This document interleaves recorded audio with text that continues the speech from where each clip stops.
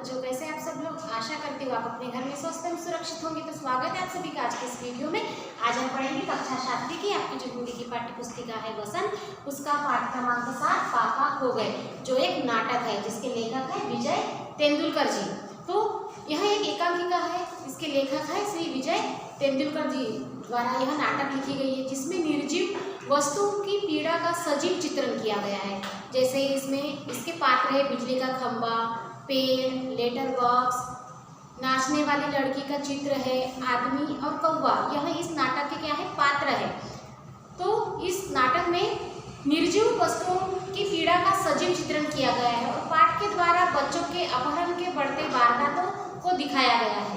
रात के समय सड़क पर एक बिजली का खंबा, एक पेड़, एक लेटर बॉक्स और दीवार पर नाचने की मुद्रा में खड़ी लड़की का पोस्टर है। सुबह खड़े हुए जो भी देखते हैं रात में उसकी बातें करते हैं। तो जो ये जो निर्जीव वस्तु है जैसे पेड़, लेटर बॉक्स और नाचने की मुद्रा में जो दीवार पर चित्र बना है वो लड़की, यह सब रात में दिन भर की जो गतिविधियाँ होती है उसकी चर्चा हम लोग रात में करते हैं। खंबा एक स्थान पर खड़े रहने के कारण परेशान है। पेड़ कहता है कि वहाँ तो उससे पहले का खड़ा है, उसको तो जन्म ही इसी स्थान पर, उसका तो जन्म तो इसी स्थान पर हुआ है। उस समय यहाँ कुछ नहीं था और सामने फैला विशाल समुद्र था। सड़क बनने पर जब खंबे को उसके पास लगाया गया तो पेड़ को लगा कि उसे उसका अकेलापन दूर करने के लिए एक साथी मिल गया है। खंबे पर जब बरसात के दिनों में मुसीबत आई तो उस समय पेड़ ने उसे सहारा देकर संभाला था। जब बरसात के दिनों में हवा तूफान, आंधी तूफान आता है तो वो जो पेड़ होता है, जो खंबा होता है, वो क्या हो जाता है, गिर जाता है। तो किसने बचाया था? पेड़ ने बचाया था। उस दिन से दोनों में दोस्ती हो गई। उनकी दोस्ती कब हो जाती है? जब वो खंबा पेड़ पर गिर जाता है, उसे संभाल लेता है, तब खंबा और पेड़ की दोस्ती हो जाती है।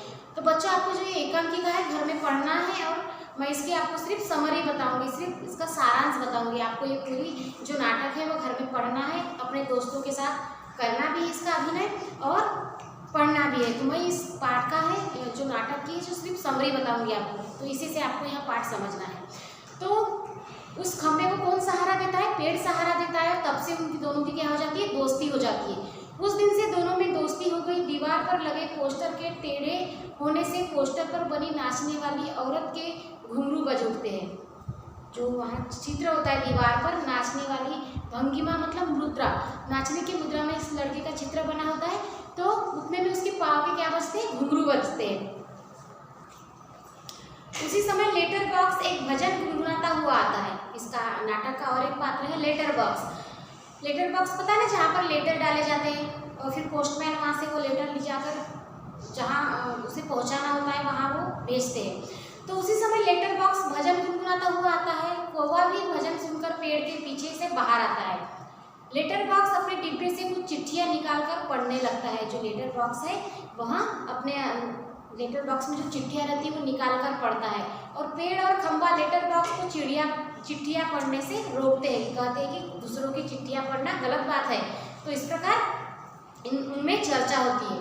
उसी समय वहाँ किसी के आने की आहट होती है। जो पेड़, खंबा, लेटर बॉक्स और वो नाचने वाली लड़की, इनकी चर्चाएं चलने शुरू होती। उसी समय एक आदमी के आने की आहट मतलब आने का पता चलता है। सब चुप हो जाते हैं। एक आदमी अपने कंधे पर एक लड़की को उठाए चला आ रहा था। मतलब वो कौन है? उसको अपहरण करता है। उस लड़की का वो अपहरण करने वाला आदमी है। आदमी ने उस लड़की को बेहोश कर दिया था, इसलिए वह गहरी नींद में सो रही थी। आदमी लड़की को वहीं छोड़कर अपने लिए खाने का प्रबंध करने चला जाता है। जो अपहरण करता जो आदमी होता है, उस लड़की को बेहोश करके, मतलब बेहोश थी तो सोई हुई थी वो, उसे वहीं छोड़ जाता है और वो अपने लिए खाना लेने बाहर जाता है। आदमी के जाने के बाद पेड़, खंबा, लेटर बॉक्स और कौवा लड़की आदमी के बारे में बातें करने लगते हैं कि ये कौन होंगी, ठीक है, कहाँ से आई होंगी, वो आदमी कौन होगा जिसने उसे यहाँ छोड़ दिया।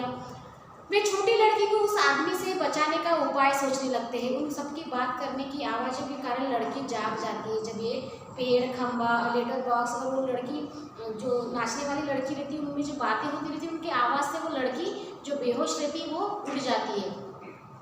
वहाँ सबको बातें करते देखकर हैरान रह जाती है। हैरान होगी कि नहीं, क्योंकि वो जो निर्जीव वस्तु है वो आपस में बातें करते हैं। निर्जीव वस्तुएं बातें करते हैं क्या? नहीं करते, लेकिन यहाँ पर ऐसी कल्पना की गई है क्योंकि क्या है, एक नाटक है, अभिनय कर रहे वो।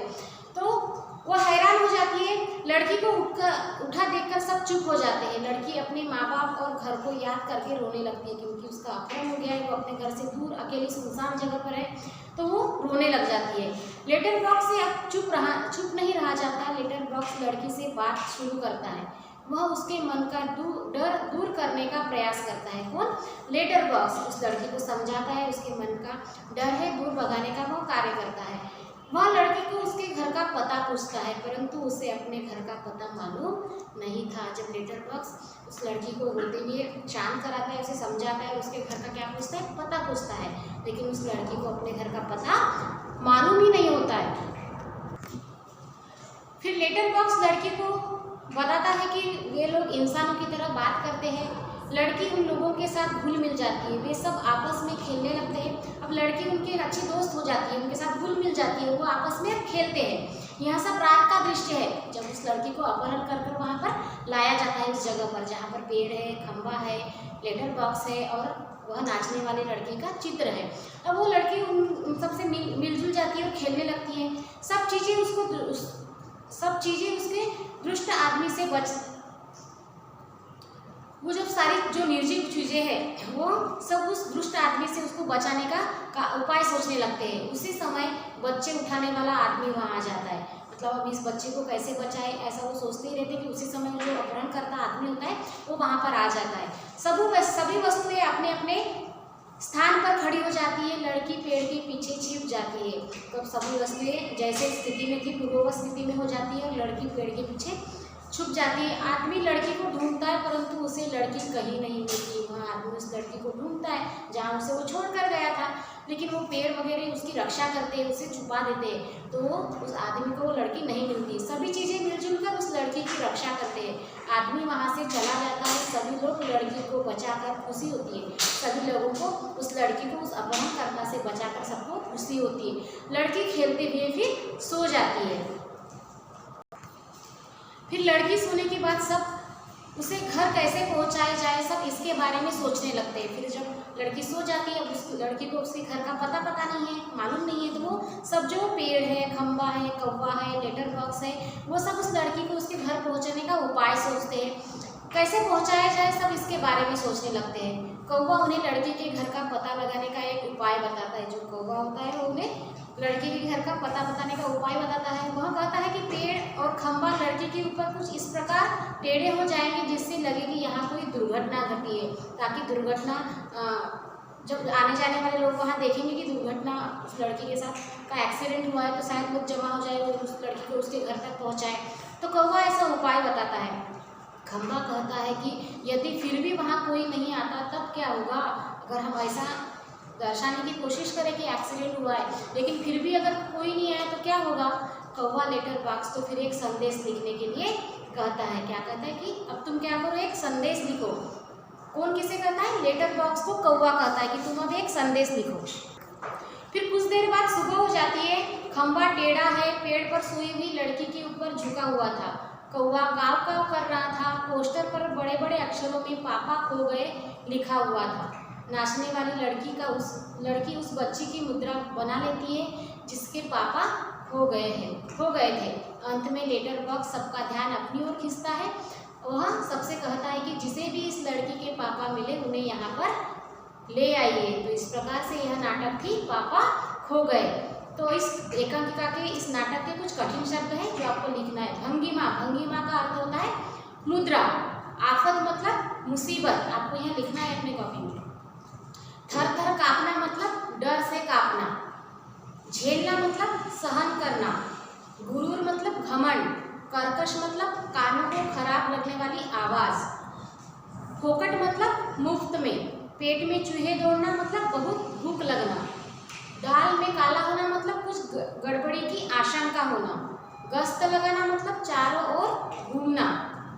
गौर से देखना मतलब ध्यान से देखना। चकमा देना मतलब धोखा देना। और प्रेक्षक का अर्थ होता है दर्शक। तो इस प्रकार से आपकी यह एकांकिका थी पापा खो गए, जो आपको घर पर पढ़नी है और अभिनय करके देखना है। आशा करती हूँ कि आपको यह नाटक समझ आई होंगी। मिलते हैं अगले वीडियो में। धन्यवाद।